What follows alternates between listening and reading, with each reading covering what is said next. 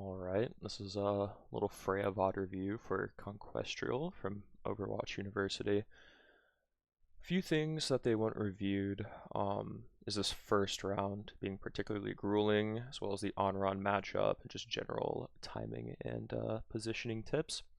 So first things first, I think Shambali Monastery is a really good map for Freja, especially on this first point. Freja does a really good job of kind of peeking over this little wall here into the enemy backline. I also think she has a really fun time playing on this ceiling as well over here.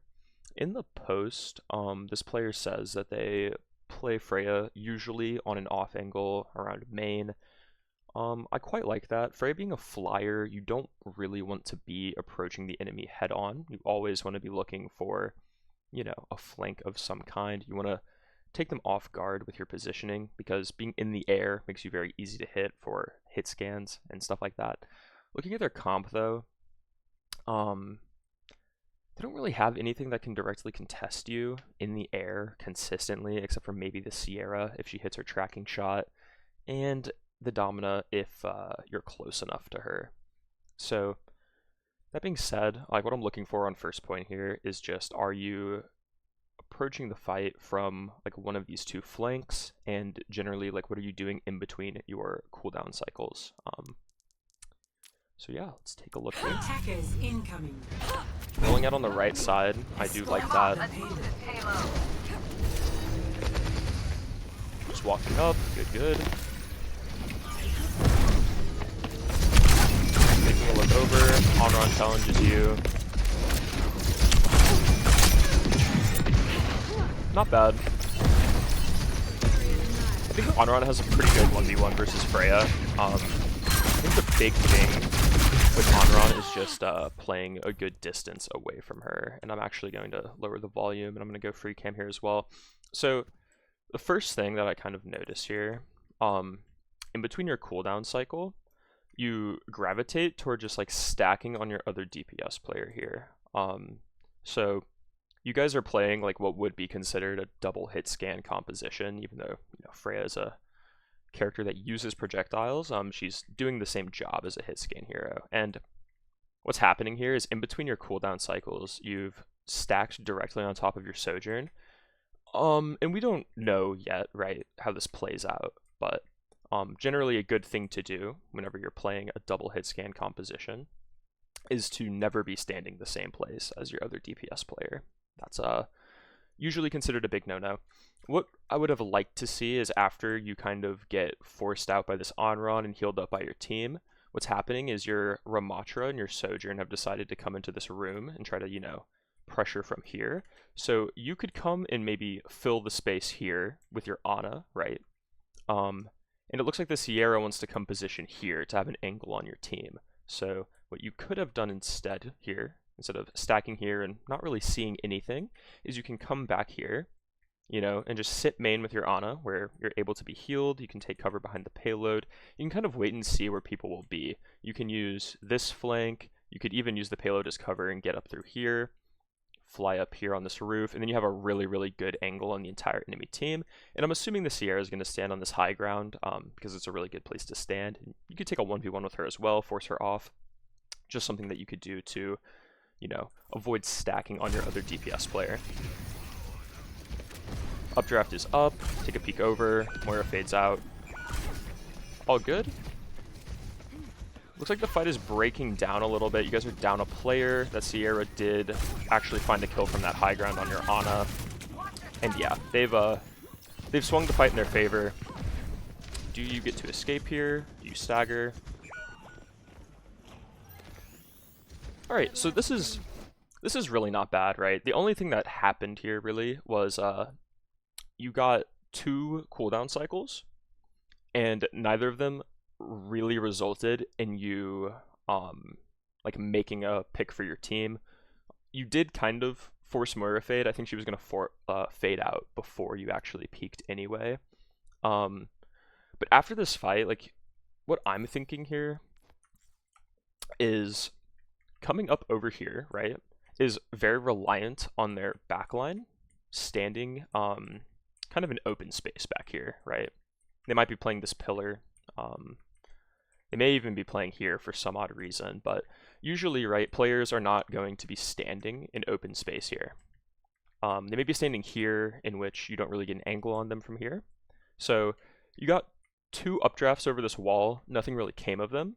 What I'm thinking now, what I would like to see, is you maybe trying this angle, pushing this angle here, and seeing if you can force them off of the high ground yourself, because you saw last fight that the Sierra was up there, managed to get a kill. Just an idea for something to change. This is what I mean when I say Onron has a really good 1v1 versus Freya. If she gets hit by a bolt, she can just E it off. Great shot. Yeah, this is exactly what I'm talking about. Pretty good intuition here. And just like that, you've walked up here with your Moira, and you've now made it, like, totally different. Like, this fight is completely different than the last one. Now you have control of this really powerful high ground. Even though your Amatra has died somehow, you know, that's not really any of your concern at this point. If your team's going to lose this fight, they're going to lose this fight, but now you have a great angle to get a kill yourself, or 2, maybe on the Sierra and Zen. Zen being much less mobile, I think, should be a priority target. Your Moira has gone in pretty deep here, so you could maybe use the distraction she's making to even swing wider here, and maybe even, you know, go help her. A lot of things you can do from this position, so let's take a look at what you do. Take some shots at the tank, very good kill, great bolt on the Sierra, and she dies. Yeah, see, you completely won this fight for your team. Very well done. Very well done. Going back to get another body on the payload. I don't hate that idea. So here you guys are awaiting your tank respawn. He's back. Again, you and your Sojourn are kind of standing in the same place. It's difficult to avoid in ranked, you know, there's not a lot of coordination really. Your other DPS player could definitely not be considering the idea that you guys shouldn't be standing in the same place. But overall, it doesn't really seem too awful. Here, what I would like to see, right, Freya can do a lot of shenanigans on these roofs. If you updraft here, you can use your dashes to actually kind of stay on this roof. You could use that to look over and shoot their backline. What I've seen you do twice now, right, is kind of default to sort of just standing behind your team in main or wherever they're contesting. Generally on Freya, I'd like to say that you want to opt more for these wider angles. Here would be a really good place to set up and poke from. For example, instead of standing here, you have a very like restricted view of the enemy team. You could have wrapped further around on this coast. You could have used an updraft here to poke out the Zen, poke out the Sierra. Sure, the Onron may mark you, but you have a good amount of mobility, and if you're in the air, I don't think she can really consistently contest you there. So that's something worth trying for sure. Let's skip ahead a little bit. Okay. Taking some shots at the tank. Go for the bow on the Moira. Get a call out. Got Trank. Gotta go for those shots, or you'll never start hitting them. Have the Rommel coming out on the Orisa. This fight's really sloppy, but it looks like you guys are winning out. And see, this is really good. This is really good. This is really good. This is something definitely worth noting. See, this time, you didn't decide to stand here, right? You decided to actually go on this off angle and get some shots on the back line. Really, really love to see that, right? On Freya, generally, unless you're playing with a character like Tracer, Genji, maybe Reaper, I don't think you really want to be standing main very often. Like, generally, like, as a rule of thumb on all of these flying characters, I'm thinking flying characters as, like, Freya, Echo, and Pharah.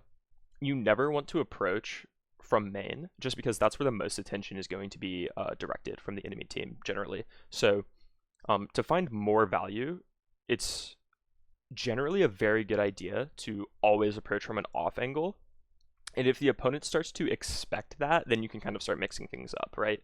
But if you come in from a flank or from an off angle and they never really successfully prevent you from doing your thing, you should just repeat doing it until they make you respect it.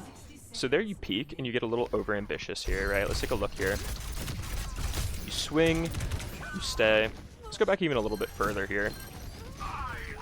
All right, so pay mind to your health bar here, right? You're at 155 HP whenever you peek this. General rule of thumb for off-angle plays, you want to be as healthy and as well equipped as possible, just because, you know, if we take a look at what your healers can see, your Moira can't see you, your Ana's like close to being able to see you, but she still can't see you. So whenever you're going for something like this, it would be a very good idea to maybe take advantage of this health pack right here. I'm sure it's up. Yeah. Before you do something like this, you can just kind of come down here, take the health pack, and then come back up.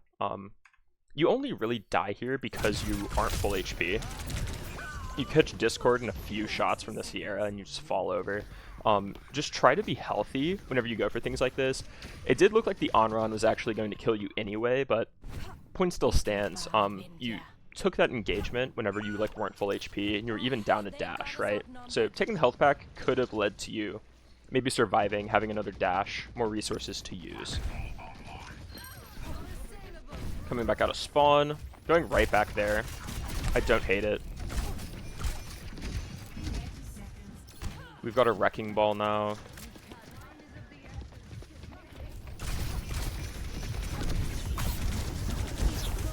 Yeah, this dash is really bad. What you should try to do here, instead of crossing over in front of main, like this, even if you did successfully complete that dash and you didn't flub your movement a little bit, you would have died, right? Like we're just looking, like this Zenyatta's here, their whole team's here, they would have still killed you. Trying to escape from here, it's closer cover, right? That is like kind of a quick decision-making thing, right? In the heat of the moment, it's very easy to make a mistake like this. But you were right there. You actually had the dash and you were right there, able to kind of get back from the window. Maybe your supports would have been able to help you. Maybe they wouldn't have. You know, it's just a little thing. You guys do actually end up starting to trade out. The fight's breaking down a little bit. They are up 1, coming back.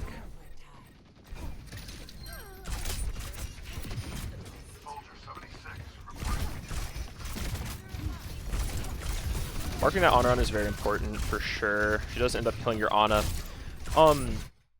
This is kind of like a half. This is kind of like a half mark from you. Take a look at her, miss a few shots, and she's still there with full cooldowns, right? Sure, there's an entire fight happening in front of you, but you do still have to be paying mind to this player. Good shot on the Orisa, she's very low. Paying attention to that Onron, very good. You guys have Cole up. Really tunnel visioning on their tank here. I don't really hate that. Yeah, it looks like you guys are gonna win out. Perfect. So target priority here. Freya is very good at shooting the tank, right? And when you're playing versus someone like Orisa, she has one big cooldown that you want to play around, which is the Fortify.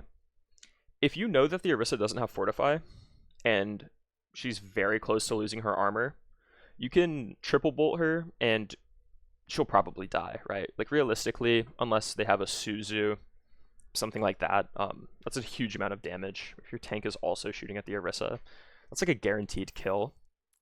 But in this fight, you do spend a lot of time shooting the Orisa when the Onron is kind of terrorizing your backline. That's something to pay attention to, right? Clearly this worked. You guys won the cap, but it's important to mark this Onron, right? Because even though she has a favorable 1v1 versus you, in these teamfight scenarios, hitting one bolt on her is probably going to motivate her to use her E, which is her main survivability tool, and then from there your team can clean up. I like that you're approaching from an off angle here. It's very good. 2 really great bolts. So you're already looking there, right? Like, you have the intuition. You get this kill here, and you get the pack, and you want to deepen your angle. That's exactly what you're going to do. Small micro thing would probably be just waiting for the updraft here. You do miss the jump, and you end up wasting a dash, and then using the updraft anyway. Kind of going back to what I was talking about before, whenever you go for an off angle or a flank, you want to be as well equipped as possible. Even waiting a little bit longer, so you're very close to getting another dash. Even waiting to the point where you would get 2 dashes in your updraft fully, like even though you're standing there and doing nothing, whenever you use your updraft, you know, you're saving a dash in this situation, and it looks like you'd have another one. It put you in a much better situation to take the 1v1 with this Onron when she peeks you. Bola goes a little short. I don't hit those either. I'm going to be totally honest with you. And yeah, you've got yourself a little standoff here with the Onron. It is important to pay attention to this player there, right? But if we look at like the scenario of the fight, everything's happening over here, and you approaching from here would give you a great angle. But this Onron's already contesting the space. We've gone over that. She has a favorable 1v1 versus you. This isn't really terrain where you can find a lot of distance to make between you two. So as soon as you mark out this Onron and she goes back and gets this pack, coming back through here and then paying mine to the flank for your Ana is probably the better move. You don't necessarily have to hang out and wait for her to re-peek, because she may never re-peek you. She may just choose to waste your time, and then she's effectively, you know, taking both of you out of the fight here. Catch a spear, that's unfortunate. Run to the health pack real quick. A lot of stuff is going on the point. Trading a lot of ults. 2 good bolts on the Orisa. See how much damage you do to this guy?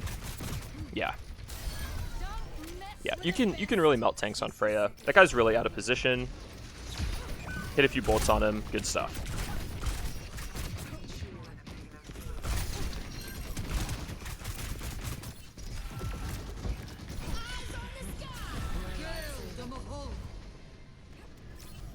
Get a little wrap in the back line. Find a bolt on the Moira. Force the fade. She's still in coal. No fade again. Force fortify. Very good. Find a kill on the Onron. Will you get the Moira as well? Ball will clean her up. Orisa falls over. Perfect stuff. Now they're on Sombra. See, this is just like a really weird comp to play into. I'm going to be honest with you. They have 2 characters that I think Freya really struggles to fight, and then the rest of their team. So kind of paying attention to what they're playing is obviously very important. I'm sure you already know this, but now that they have 2 people that are, you know, very capable of taking 1v1 with you, it is very important to pay attention to what your supports can and cannot see. Because if you get hacked, if you get set on fire, there's not really much that you can do at that point. So this is the situation where you want to start taking a more reserved off angle in case those players are going to, you know, just go on you and try to kill you.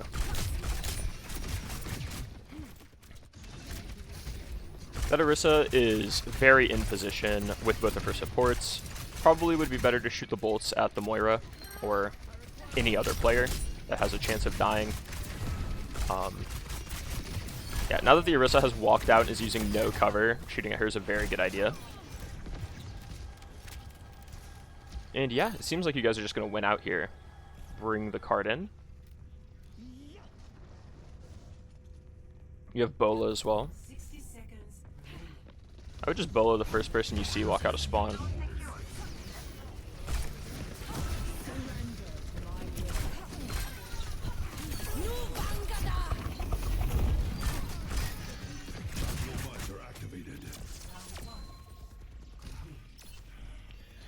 One quick thing here.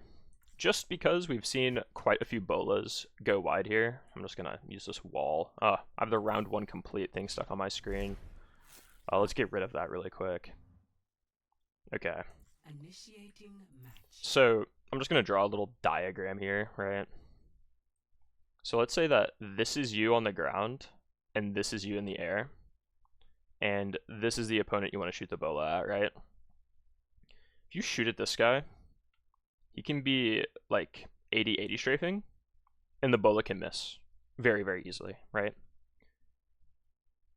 If you're in the air though, like after you updraft, the angle at which you shoot this is going to be more favorable for you to hit the bola, right?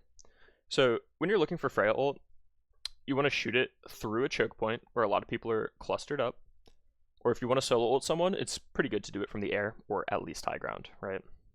I'll just make it easier for you to hit the bola. I'm only really mentioning that because, you know, got 3 ults that round. None of them hit. That's fine. That's fine. You guys won out anyway. But that's just a good thing to pay mind to. It's much easier to hit that shot from above the person as opposed to on the same level as them. But even I'm not going to mess with. Alright, so it says here on the review that you think the first round was particularly grueling for you, but I mean, from my view, can I take a look at the tab menu actually? Yeah, I mean, you're doing well in this game. Looks like you are just not really finding the KP, kill participation, but that doesn't really matter. The scoreboard doesn't really indicate much in this game. For what it's worth, yeah, I think you played pretty well that round. I do know that you won this game. Generally for VOD reviews, it's not the best idea to review games that you win. So I think I'm going to stop it there. I hope that I gave you a good amount of stuff to think about and work from, and good luck on your climb.